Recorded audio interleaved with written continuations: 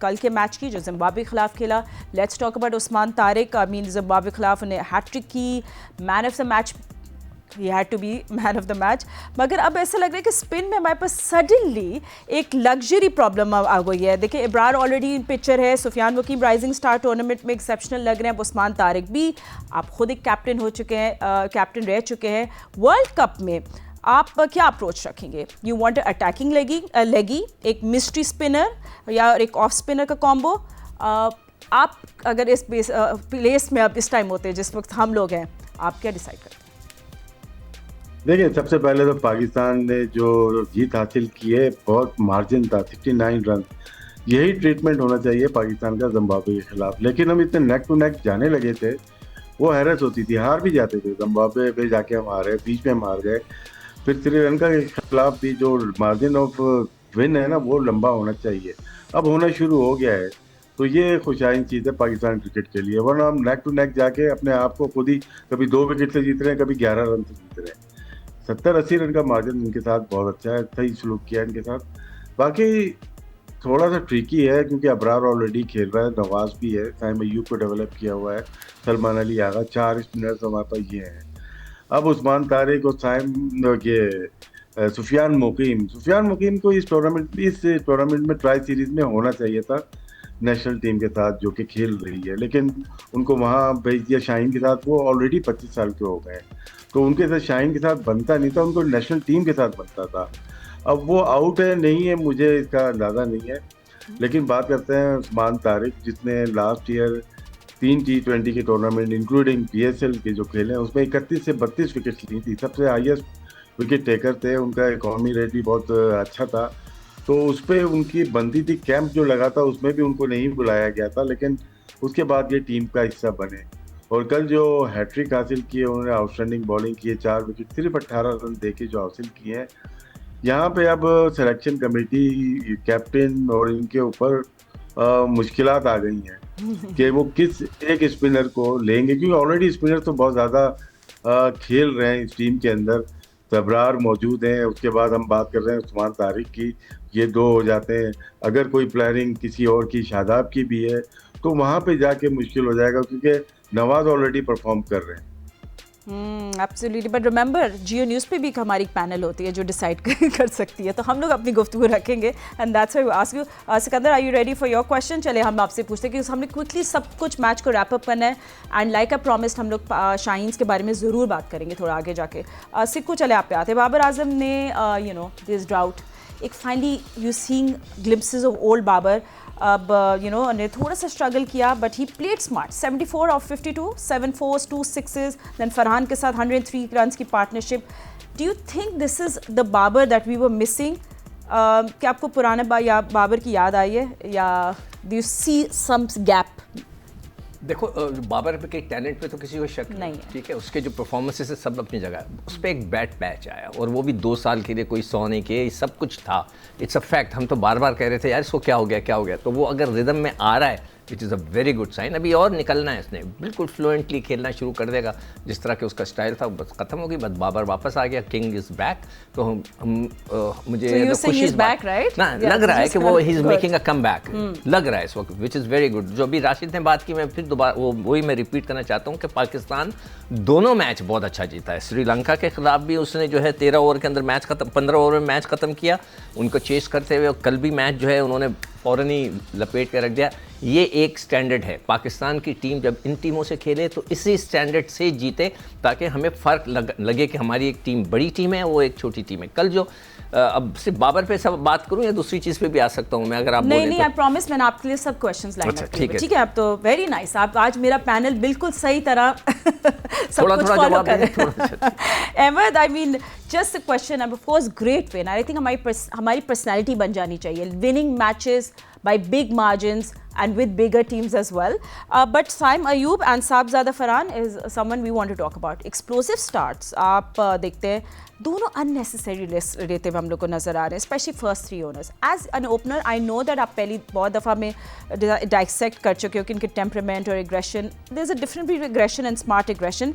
तो आप मुझे बताएं कि यू नो साइम अयूब को बात तो करेंगे, पर फरहान, साहबजादा फरहान के बारे में लोग क्रिटिसाइज़ कर रहे हैं that he is just just there to play big shot and not working on his strike rotation. हालांकि खुद वो बोल चुके हैं I'm working on it. Did you see any improvement yesterday?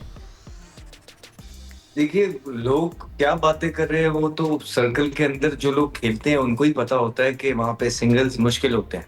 Circle के अंदर एज एन ओपनर बहुत tough होता है कि आप स्ट्राइक रोटेट, आपकी बाउंड्री की जो रेशियो है वो ज्यादा होनी चाहिए, जो कि उनके हैं। और साहिबजादा फरहान इस साल के अंदर सबसे ज्यादा छिक्के लगाते हुए वाले बैट्समैन भी बन गए हैं पाकिस्तान की तरफ से, और ऑलमोस्ट हर मैच में वो परफॉर्म कर रहे हैं। उनकी वजह से दूसरों की परफॉर्मेंस भी जो है वो बेहतर लगने लग जाती है। तो ऐसे प्लेयर का परफॉर्म करना बड़ा एज होता है। याद रहे कि ये इम्पैक्ट प्लेयर है, ये वो प्लेयर नहीं है जिन्होंने 42 बॉल में 50 किया या उससे पहले भी जो है ना अपना पूरा टाइम लिया। ऐसे प्लेयर्स जब बीच के अंदर आउट हो जाते हैं ना, जो टाइम लेने वाले होते हैं, वो फिर टीम को बड़ा नुकसान पहुंचाते हैं, और यही नुकसान से पाकिस्तान टीम 2-4 रही है।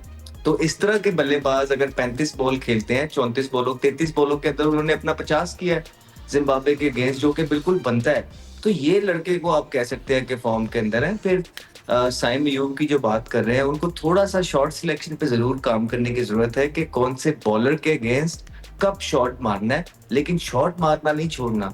इसी की वजह से तो वो T20 की टीम में है कि वो अग्रेसिव खेल सकते हैं, जो कि पाकिस्तान की अवाम उनको देखना चाहती है। जहां तक बाबर आजम की आपने बात की है, अच्छा 70 रन किए उसने अपनी जो है इनिंग को। 50 के बाद जो चांस लिए उन्होंने, जो शॉटें मारी हैं, वो उनकी कनेक्ट हुई हैं। यू एक्सपेक्ट कि जिम्बाब्वे है, जिम्बाब्वे के अगेंस्ट जो है जब आप सेट खेल रहे होते हैं, इस तरह की पिच हो, बाउंड्री हो, लगनी भी चाहिए, लगी भी बड़ी अच्छी बात है।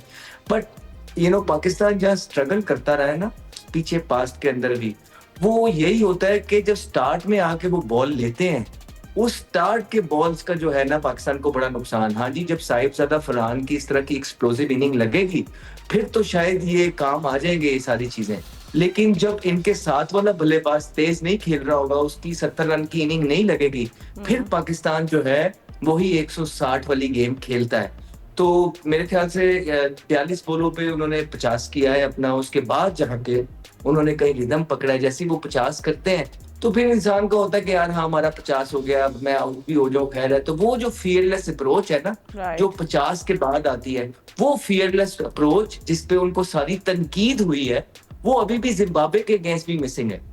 तो इमेजिन के जिम्बाब्वे के against you expect Babar Azam से कि 1 डाउन खेल रहे हैं, अच्छी पिच है, 35 बॉल 36 बॉल के अंदर वो 50 करेंगे, लेकिन ऐसा हो नहीं पा रहा। बीच में कुछ शॉट बड़े जबरदस्त लगे हैं।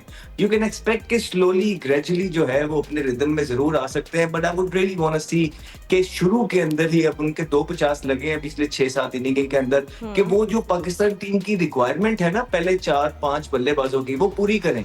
दुनियाई क्रिकेट को अगर आपने मैच करना है, जो पहली बेस्ट टीमें हैं 4, उनके जो पहले 5 प्लेयर होते हैं, 4-5 प्लेयर होते हैं, वो एक्सप्लोसिव खेलते हैं। हाँ, अनलेस 3 से 4 विकेटें उनकी ऊपर नीचे गिर जाती हैं, उसके बाद जो 5वें 6वें वाला उनका बल्लेबाज आता है, वो मैच को लंबा लेके जाता है। आजकल ये है, आप लोग मॉडर्न डे क्रिकेट की बात करते हैं तो उसके मेथड को समझना भी जरूरी है।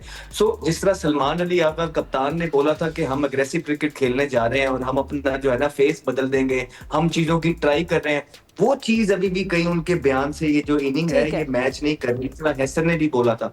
होपफुली इस चीज पे उनके काम हो, क्योंकि जब साहिबजादा परफॉर्मेंस नहीं करेगा या साइम अयूब की इस तरह की इनिंग नहीं लगेगी, तब मुश्किलात में फंसती है इंसान। ऐसी जो टीमें होती हैं ऐसी इनिंग से मुश्किलात में। Right, and we will talk more about this, and I know जितना मैं आपको जाती कि आप you support modern cricket और modern cricket की बात करें and calculated risk and bold moves।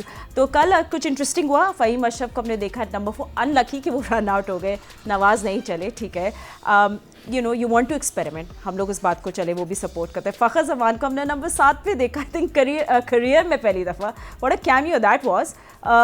आपको क्या लगता है, how do you see this move, और आपको क्या लगता है कि हम फ़खर को एक जस्ट मे बी कोई फ्लोटिंग रोल में यूज़ करना चाहिए कि नहीं? बिकॉज अगर आप रिस्क ले रहे हैं तो व्हाई नॉट।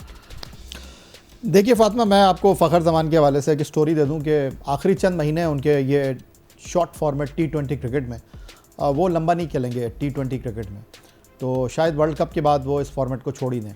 जहाँ तक रही बात उनको टीम में रखने की, तो इस वक्त वो इस टीम के सबसे ऐसे बैट्समैन हैं जिनके ऊपर टीम भरोसा कर सकती है। ठीक है, सिकंदर बख्श साहब ने वजह फरमाया कि king is back, Babar Azam form में वापस आए हैं, लेकिन आप हर रोज़ इस तरह नहीं खेलेंगे। दूसरी जो सबसे इंपॉर्टेंट बात है कि वो कहते हैं ना कि ज़बान क़ल्ब को नक़ारा खुदा जानो, वो कहते हैं ना कि मीडिया पर बात होती है, सोशल मीडिया पर बात होती है, उसका रिफ्लेक्शन आपको टीम में नज़र आ रहा है। साहबजादा फरहान जिस तरह खेल रहे थे, ज़्यादा गेंदें डॉट खेल रहे थे, कम बाउंड्रीज लगा रहे थे, लेकिन अब उनको इस बात का इदराक हुआ कि रन्स करने हैं।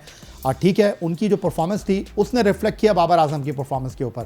जब एक तरफ से अटैक हो रहा था तो बाबर आजम ने भी उस बहती गंगा में हाथ धोए, उसमें कोई शक व शुबे की गुंजाइश नहीं है। लेकिन ये बात कि फ़खर जमान को आपने नीचे कर दिया, आज़म को आपने ऊपर भेज दिया और उसके ऊपर जो है फ़हीम अशरफ को भेज दिया, मेरा ख्याल है कि इसमें कोई ऐसी बात नहीं है। माइक हसन पहले ही कह चुके हैं किसी का नंबर नहीं है, टीम की रिक्वायरमेंट के हवाले से हम खेलेंगे।